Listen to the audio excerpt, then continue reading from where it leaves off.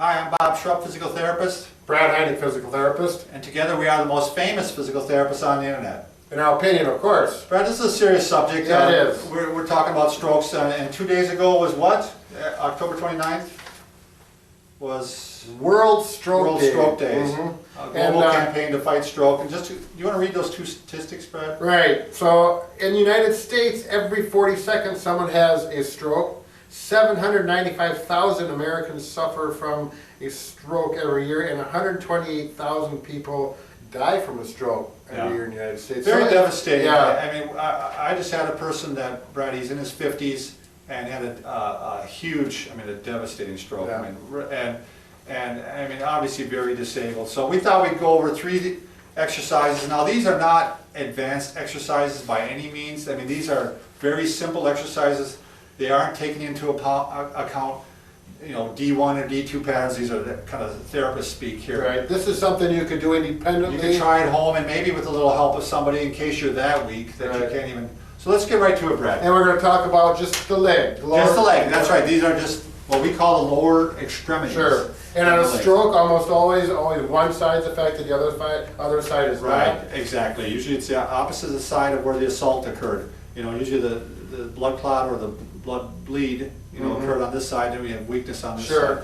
side. All right, so I'm laying down, flat on my back, and one of the first things you want to do is, a lot of people have spasticity or tone and tightness, and they also have weakness. So this helps break up the tone. And tone is one of those things, I always had a hard time really getting understanding for that until I start working with people. But like you mentioned, it's tightness, the muscles have a tendency to tighten up, and they have certain patterns that they tighten up with a stroke. And that's the key, is to do an exercise that tries to break that pattern of tightness. Even from the beginning, when you still, if you don't even have the tone, you want to start doing these exercises before the tone develops. Sure, right. So anyway, this is a very simple one anybody can do. Well, I shouldn't say that. If your leg is so weak, it might actually flop over like this. Yes, exactly. And that's where you might need somebody to help guide you to start. And you're just going to rotate back and forth this way.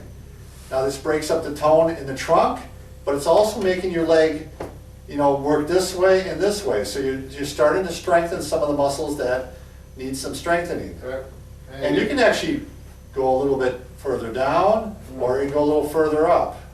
And if you get to the point where you actually can do it, without support of the other one, you can do a little bit of this. Sure. And if you're real weak, you may have a family member like on the bed. This is what therapists do. This is a real common pivot position. Yeah. And they may start like this, holding the knees together, so that one might want to flop out. Yeah. And then you can even put a little resistance. Sure. Okay. And if I was- Push. So he's pushing that arm Yeah. resisting.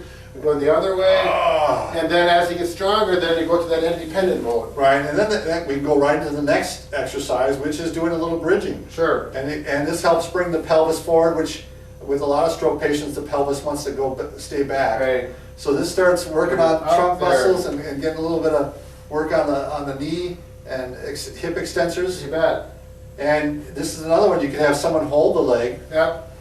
like that, hold it down, Whatever needs. and then I can push up like this and start that with a little assistance. And I oftentimes, you'll find if you kind of sit on those feet, and I'll go ahead and I'm going to pull back on the Yeah. knees, and that's right here, I'm pulling back and pushing in the knees, that helps a little bit too. And as the person gets stronger, if they don't need you, you definitely don't want to help if they can do it independently. Now this last one is probably a little more advanced, Brad. As you moved along and you started getting some of the strength back, this is just a good general exercise to help a closed kinetic chain, I guess as you'd call it. Get to the end of the chair and you're going to bring your arms out, which stretches, let's say again this is the stroke side, a lot of times the arms tend to go like this. Helps stretch the arm out. Right. And you get to you want to scoot to the edge of the chair, and actually a lot of times we have people do this. So scoot forward if they have trouble. Segmental. Yeah. And then you're going to lean forward like this, and you're just going to work on getting up like this. This is forcing weight through the ear, Right. the involved leg, and obviously it involves strength. And if you can't get up right away, just do a few of these. Right. And if you feel tippy, by all means, you got to have someone there to help you through the fall. Exactly. In case you're going to feel like you're going to fall forward, but to be honest with you, it takes a good heave to get forward. I mean, You're going over the top. Yeah, the trouble is probably not getting enough weight forward actually. So you can work like this and start doing some of these. Now, one key thing that all therapists always say, is, go back to here, Bob, is if your feet are out this way too far, you really, now try Yeah, it. you'll never get out of the Yeah, chair. you really have to, You have to have them back yeah, and then we say nose over the toes, Yep, if you line it up. and that gives you that extra leverage to help get up.